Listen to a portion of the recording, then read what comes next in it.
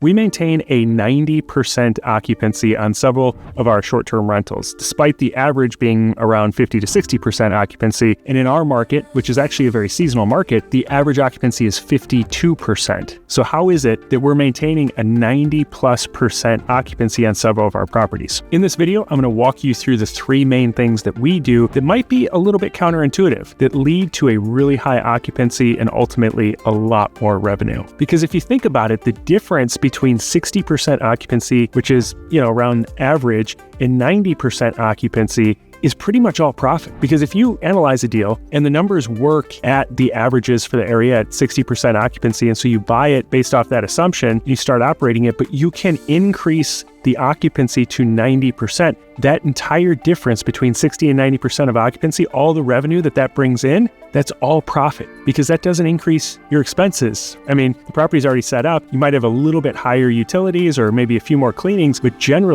primarily that's pretty much all profit. So I do think it's good practice to always evaluate a property under the worst case scenario. I see a lot of short-term rental gurus out there working with people to help them buy properties, and they're evaluating properties in the best case scenario. And they're buying these high-end properties that if everything goes perfect, which we know it never does, then you might be able to eke out a little bit of cash flow. My suggestion is to run it in the worst case scenario, in the most conservative scenario. If everything goes at average or worse, do the numbers still make sense? And if you still can make really great cash flow in that scenario, which you can if you buy the right type of property, then you're going to be really happy if you can follow these three steps or these three things that I'm going to lay out and increase to 90% occupancy. I actually just got this email here from a member of my coaching program, and he shares some of the details of a property that he bought. We started working together toward the end of last year, and he wanted to get the tax benefit that comes from short-term rentals for 2025. So he closed on this toward the end of last year, qualified for the tax benefit, paid $260,000 for this awesome property in Superior, Wisconsin. He did the cost segregation and got a tax write-off of $73,000 against his active income, his W-2 income. So a big tax write-off. And he said to date, they did a cash-on-cash analysis, and so far they're at 38.84% cash-on-cash return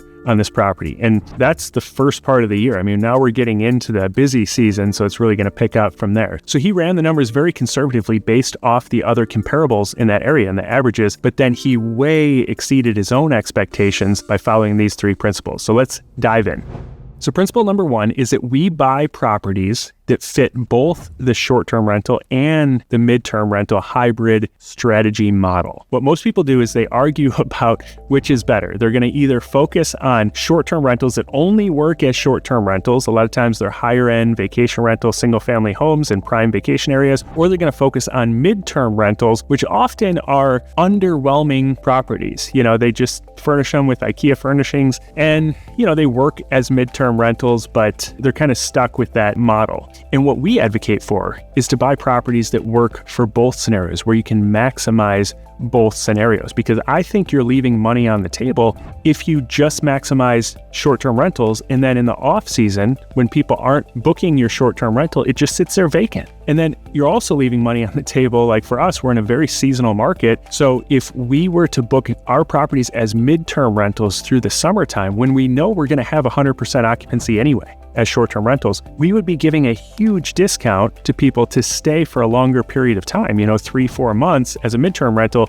as opposed to booking out 3 days to a week at a time at a massive premium. So we make a huge amount of profit in our peak season as short-term rentals. And then as we get to the end of the peak season, we start offering a 10, 20, maybe even 30% discount to book a 30+ day stay. And then we'll get a 6-month booking in the off season that we are operating now in 100% occupancy. And even at a 10 to 20% discount, you're making way more money as a midterm rental at 100% occupancy than you would if you just booked maybe the weekends in the off season, which is typical for a short-term rental. This is another reason why we love small multi-unit properties, because it gives you incredible diversification to maximize occupancy and revenue. So an example is this historic 2-unit property that we own in Michigan City, Indiana, which is about an hour outside of Chicago. Very affordable town. The property was very affordable, and it's got a 1 unit upstairs, which is a beautiful unit that we furnished really nicely. And then we've got another unit downstairs. And so out of a 2-unit property like this, we can create a third listing, which is what we call the super listing. For most markets, the summertime is the peak season. That's when kids are out of school. That's when families are traveling.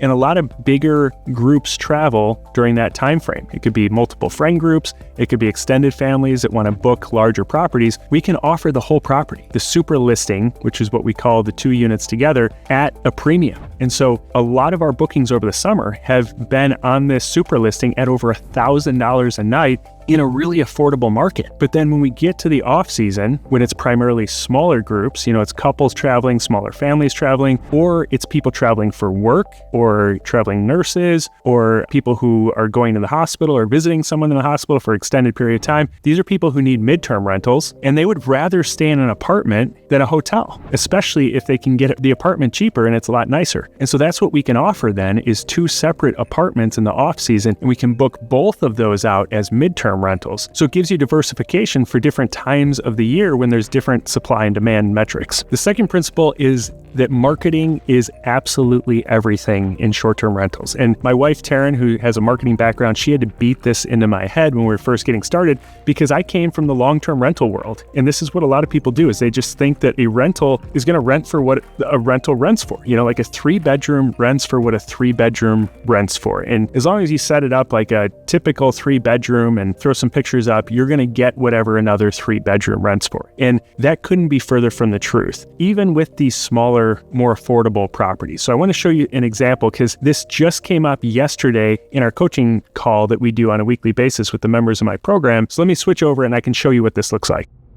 So we had a member who was interested in purchasing a property. It's a small multi-unit in Hamilton, Montana. And we did the comp analysis. We looked at other comparable short-term rentals on Airbnb, and it was really interesting as we came across 2 examples. So this house that they were looking at, it was a house with an ADU in the back. And so we're kind of looking at other ADUs in the area to see what they rent for. And there was 2 perfect examples why this marketing matters so much. So both were 1-bedroom, 1-bath properties. As we look at this, you can see this is the first one, and it looks nice, right? I mean, it's very updated. It looks very clean and like a decent property. So that's the first one. Then you compare that to this one. And look at the difference in these pictures here. This is also a 1-bedroom, 1-bath property. And the properties themselves are actually very similar type of properties. Very similar size, similar level of finishes. But when you look at the details of this property, it's incredible how different you feel. And that feeling translates to higher occupancy and also higher revenue. So we looked at the nightly rate for the 2 of them. So this one is $800 for these 3 nights. So we looked at July 27th to 30th. And we compared apples to apples to this one. Went back here and we scrolled down July 27th to 30th, $395 per night. Now, if you noticed on the calendars, very similar number of bookings at the 2 different price points. That is literally double the income. And both are almost the exact same property. The big difference between them is that this one, they decided, I'm not going to pay for professional pictures. I'm just going to set it up with some furnishings that look okay, pretty neutral furnishings. I'm not going to decorate this wall behind here, like kind of leave the walls open, have a little bit of artwork on the walls, take some iPhone pictures that are really dark, and it looks like an okay apartment compared to a property that paid probably $150 for professional pictures and literally makes double every single year going forward then because of the difference in the marketing.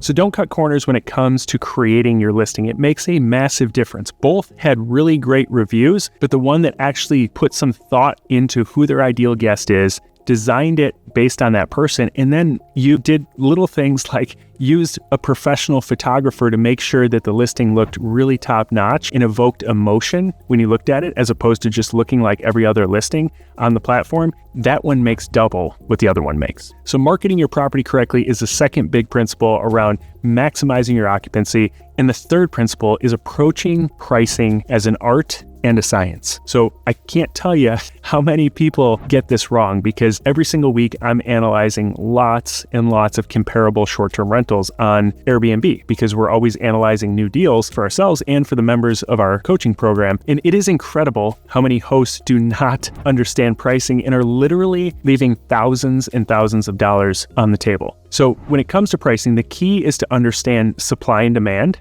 in different time frames, because every single day the supply and demand is different. Like tomorrow, the supply and demand is going to be different from what it is today in our market. And then we don't price for the season that we're in, we price for the season that we're going to be in.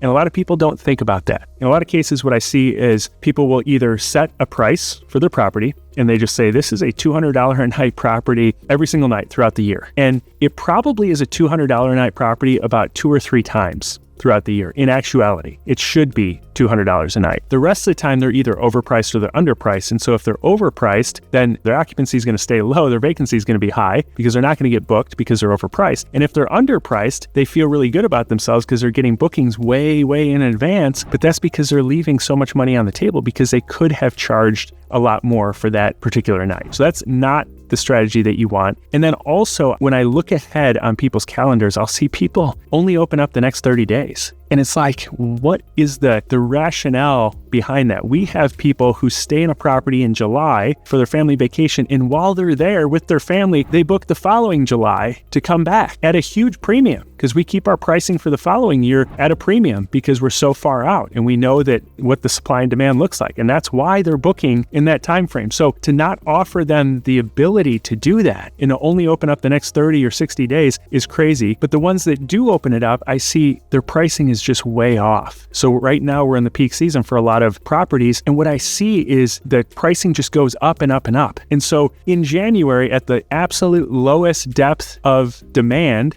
for that market, their pricing is actually higher than it is in July because they just set up this automated pricing to where, further out it increases. And that's the exact wrong strategy. Right now, you should be optimizing everything for the off season so that you can maximize some midterm bookings. We just got an $11,500 booking yesterday for the end of October going into November. I think it was 45 days or something like that. But that's like our prime off season. That's when we start to get into our lowest season. And it was a fantastic booking for us to get at this point in July because we've locked up all those days when those would have been a challenge to book. But if our pricing wasn't locked in today for that time frame for the off season, we wouldn't have got that midterm or longer frame booking in the off season. So you price right for the opposite season. So on the flip side, once you get into the off season, what I see a lot of people do is their pricing for the peak season is just too low. And they try to get all the peak season days booked when they're in January, in February, and they keep their price point low and they feel really good about themselves in February because their whole summer is booked up. But what they don't realize is that they just let their property go for half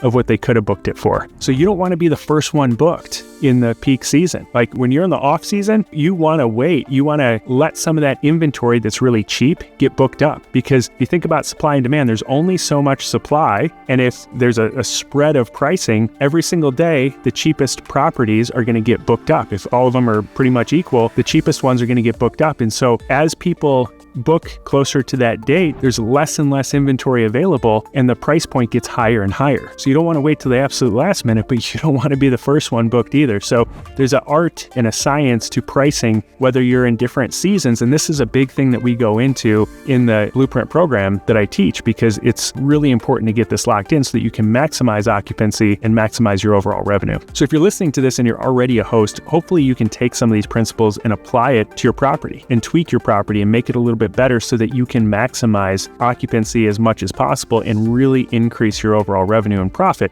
If you're not a host yet, or you're an aspiring host and you want to start investing in really high quality short-term rentals, I teach a program that I mentioned here, the Short-Term Rental Blueprint program, and it's really focused on the highest performing, highest cash flowing short-term rentals, which is something that a lot of people don't talk a lot about or focus on so much, especially a lot of short-term rental gurus out there, because they're teaching how to buy these high-end single-family short-term rentals that just don't cash flow. And so they'll focus on the tax benefit because there's an amazing tax benefit that comes with all short-term rentals. But then when you start to ask them about cash flow or what the performance is like after you take that big tax benefit in year one, there's not really great ROI on that property. So instead, what I advocate for is buying a property that kills it from a cash flow standpoint and is going to support you and be a blessing to you every single month when that cash flow comes in. And at the same time, you can get a huge tax benefit up front. So if you're interested in that, you can set up a call with me or my team member at the link that's in the description below. You can just scroll down, click on that link. It takes you to a short questionnaire,